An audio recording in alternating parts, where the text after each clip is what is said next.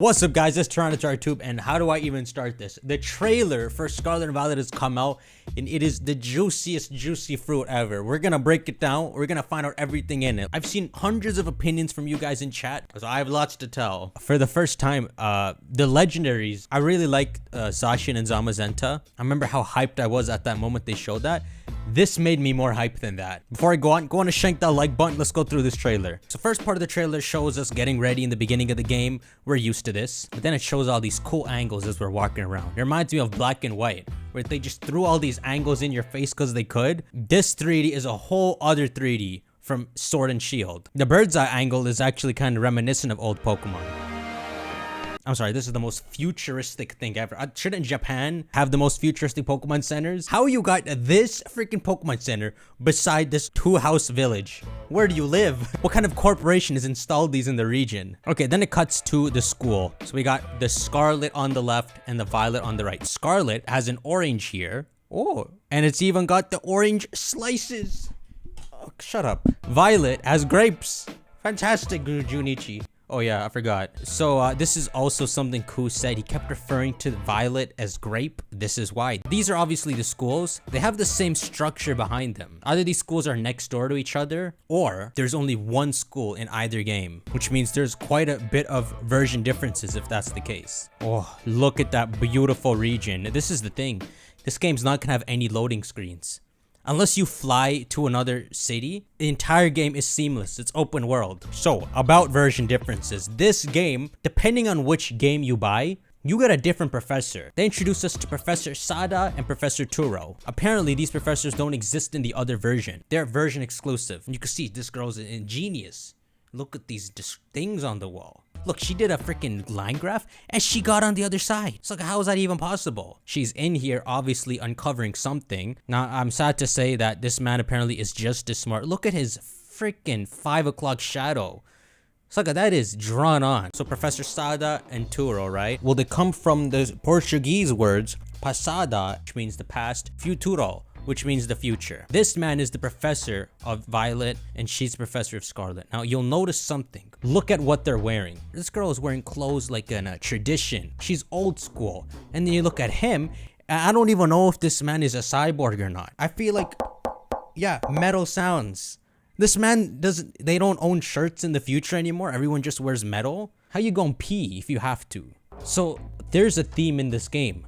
The past and the future, or as one of you guys said in the chat, tradition versus progression. She's our traditional girl. This piece of crap needs to let go, which already raises a question. If you play Scarlet and you get this girl and the whole school will teach you about these traditions, but in Violet you get this futuristic man and they're teaching you about progression, there's more version differences than I thought. Okay, then they show us some gameplay of the starters, and this gameplay looks insane. They took the Legends Arceus gameplay and then made it softer. The colors are warmer and fruitier. They stepped up. And then this girl has to look at me like this. So this girl is Nimona. So she's really good at battling, but she sucks at catching Pokemon. It seems like she's your rival for this game. She could just be a guide that you see from town to town, but I think she's our rival. Let's tease into the future a bit. You'll notice in her artwork, you guys pointed this out to me, she's wearing something. I thought she was Paul George, but then this is like the band you're gonna wear for your gimmick.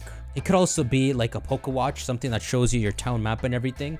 I mean, she is wearing the Scarlet clothes in this artwork, but I'm sure the futuristic side of this region still exists, and this band comes from that. From the start, she's showing having that. Do we have to fight in front of the gas station? Calm down. So this is the first new Pokemon shown to us. Pawmi.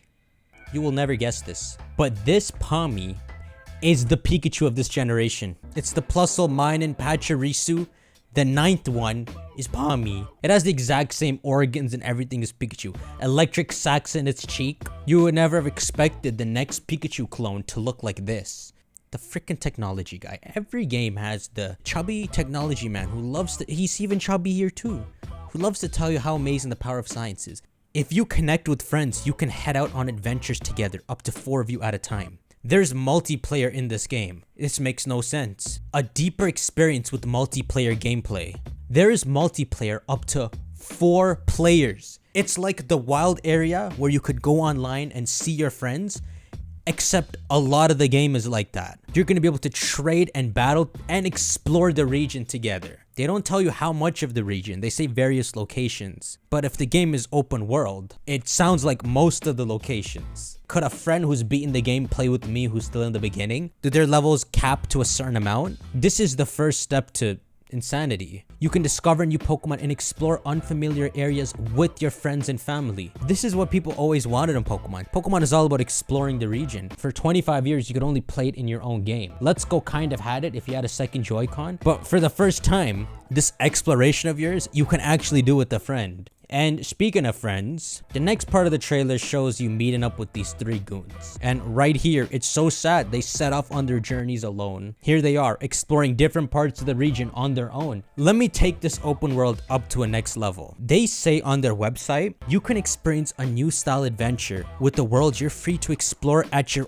own leisure, not in an order dictated by the story. There will be something that determines progress in the game, but you can go anywhere and everywhere. You can play this game in the order you want. That makes no sense. So the way I see multiplayer online is you get your Pokemon and your friends all split up. One goes to the snowy place, one goes exploring in a cave. And if you coincidentally on your journey walk over to the snowy place, you'll find them hanging out there, healing up at the Pokemon Center or something. That thing's an olive. This Pokemon is an olive Pokemon. The second new Pokemon introduced, a 5. Smoliv. It is the Pokemon that carries 1 olive on its head. It has the rare typing of Grass Normal. This seems to be like the Oddish of Gen 9, so that's a pretty cool typing. Now, while Normal is its own typing, sometimes when Pokemon start off as Normal, it turns into something else after they evolve. So we'll see. Maybe it'll take off and turn to a Grass Flying type. This Pokemon apparently it squirts this nasty olive oil at you. Now that I think of it, chefs should steal all of these. Olive. So the sucker photosynthesizes every day, creates this abundance of oil in its body, then just water guns people. It's the wild area from Sword and Shield, except it's like the entire game is a wild area, which really shows you when they created the wild area and let that camera be free exploring, and then made all of the 2 DLCs a wild area, that they were slowly building up the mechanics to pull this off. You're not ready for this next thing.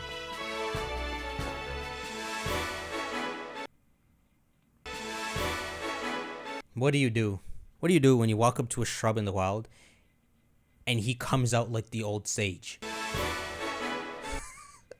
My guy, tell me my fortune. Sucker is a pig Pokemon called Lechonk. Now Lechonk is from Lechonk. Lechonk.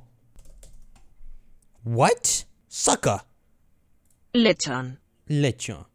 It means piggy in some way, bro. This is the wrong translation. A piglet. Man, did you... Here is Lechon. He's just a ball. And he's so brave. You know, they've been hunted and devoured, but he came up to me. So Lechon is the 3rd new Pokemon introduced, and it is. This is gonna make you so sad. But I think this is the Rattata of this generation. How could this happen? One of the best regional normal types was Diggersby, because it had huge power. Let's hope this man becomes something sick. It may appear fat at first, but in reality, the Pokemon's body is mostly muscle, built by constantly walking around in search of food. When this man evolves, he'll become this giant boar. A normal fighting type boar or a normal ground boar. I mean, look, he got a good sense of smell. He's used to sniffing up the ground. Maybe he'll be a part of the ground. Anyhow, with the introduction of Lechon, the trailer shows something cool. The UI. This is the user interface for this game.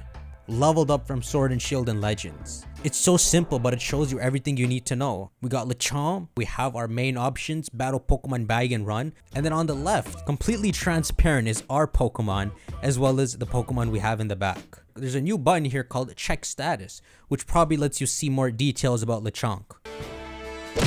See, Lechonk means business. So speaking of battles, one thing a lot of people were wondering about is how battles would work. In Legends, the only triggerable battles were with the Mischievous Sisters, where you just had to get close to them. It seems like you walk up to a trainer and it triggers it. Also, their Flababies all hidden. One possible approach could be if they showed like a line of sight for them, so you could like Metal Gear Solid sneak around trainers. But it seems so far that trainer battles, you trigger them if you want, because he didn't entirely go into the line of sight of him, but he pretty much did. Let's rewind there. Did you spot it? This trainer is wearing a bull t-shirt. So one speculation for this game is that Tauros might get a regional variant or an evolution. So people are seeing that shirt and wondering if it's a Tauros evolution teaser or not. Also, my boy is dripping. Is that a top hat and some clothes? Bro. Who made the Pokemon Center's gas stations out in the middle of nowhere? They got banners. They got the news. I see a sofa here and no chairs around these tables. Am I supposed to lounge here? This is the new Pokemon Center design. It's legit a gas station. The best part about this is that there's no waiting time. When you enter the Pokemon Center, screen turns black and then you go heal and exit. You just heal and exit. No transition. But yeah, this is sick. Like, I came to the snow place and saw my friend hanging out in the Pokemon Center. The crack Venonat. Next part of the trailer shows a bunch of Pokemon in their natural habitat as you're just having fun exploring. And then they end off the trailer showing us a couple of locations. The first is some place where a battle would take place. This looks like the first place of the game. Is that a Sunflora in a vase? What if Sunflora had a regional variant where it's stuck in a pot? They freaking merged. I don't think gym battles would take place outside like this. This is probably your first rival battle done here. Second place is some flags showing fire. This might be a location indicator that the fire gym is here. It could relate to the evil teams. Or maybe every time you find these, that means there's a town nearby. I mean, it is an exploration game. You just follow the flags and find the town. But there is a certain symbol on these flags. And then some kind of rocky place with some underground Pokemon digging around. This could be the entrance to a cave or a small village. There is a Pokemon being teased here. Because the Pokemon itself is hidden, people are speculating that maybe that it's a regional variant or something. And the last location shown is this tower. And it looks like in the background you can see a small village or like some castle thing. Look how small this light post is compared to this giant structure. One story in terms of Spain is the Don Quixote story, where the man thought he saw some giant, but it was just a windmill.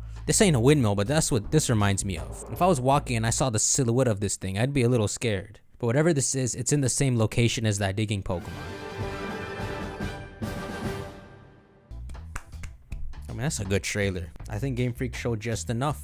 A few new Pokemon, didn't show us regional forms yet.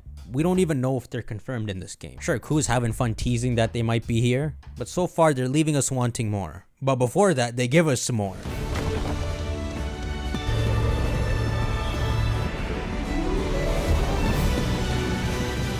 The Scarlet and Violet Legendaries. Now this has been speculated for so long.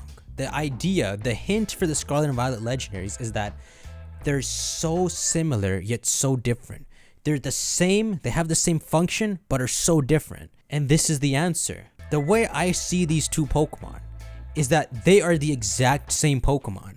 And the theme is old and new, past and future. The traditions of the past, this resurrected man from the future. Let me introduce you to the last two Pokemon shown. Just look how your eyes are filled with color and joy, and your eyes are just dead. You have died. So the two new legendaries for Gen 9 of Scarlet and Violet is Koraidon and Miraidon. Now, Korai, because I am a Japanese man, Mirai translates to future. These names translate to past dragon and future dragon, literally. And this is their designs. This man looks like something of the past.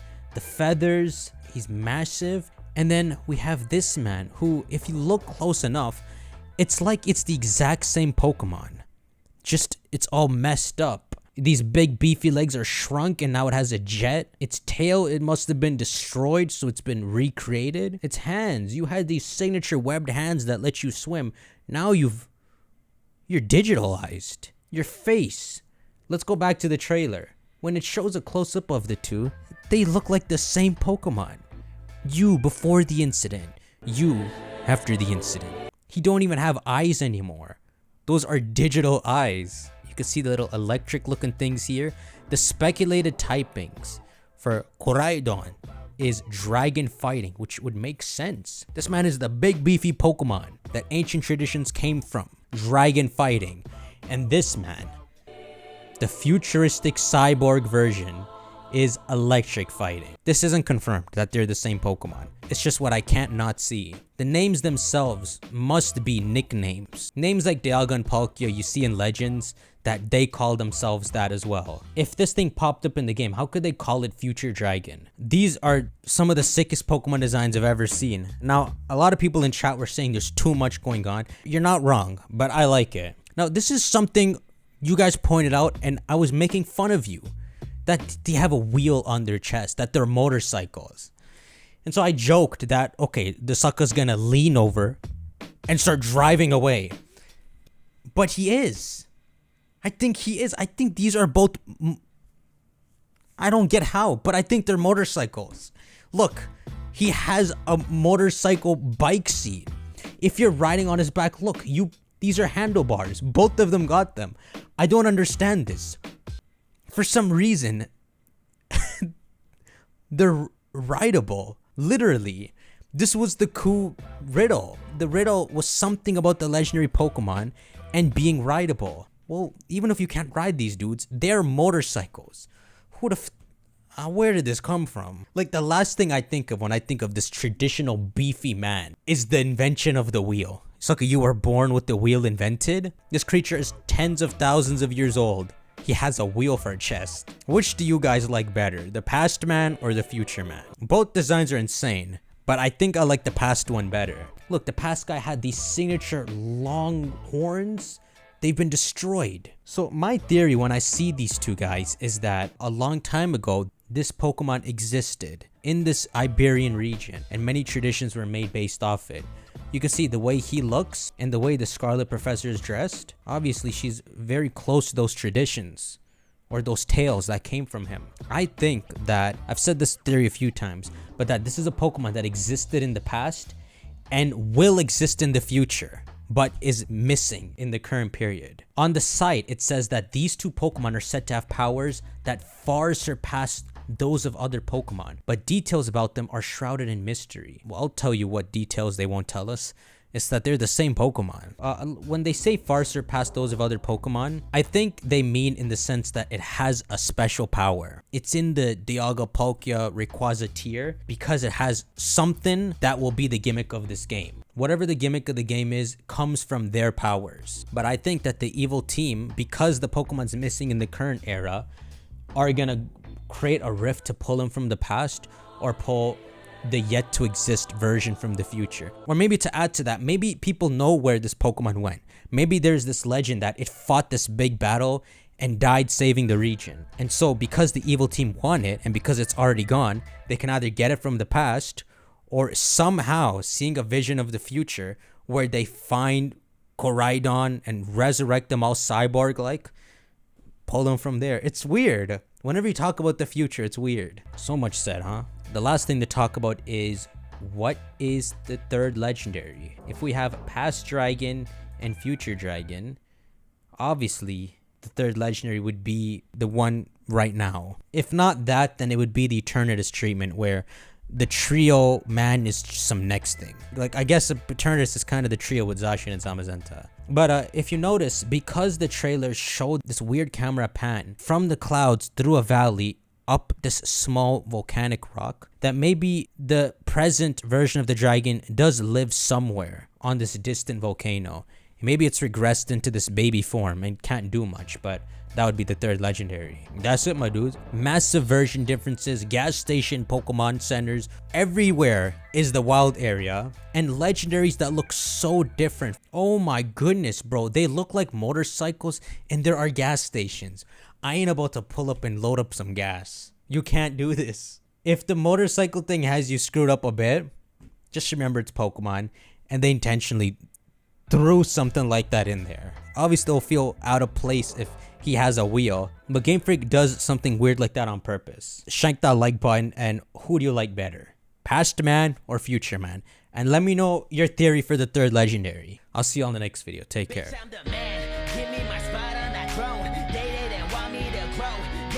know I would make all of them go. I did it all on trapped in my zone. Never had nothing to own. Now it's all good. All of that frontin' is gone. I'm out here stunning for show. Bitch, I'm a pro.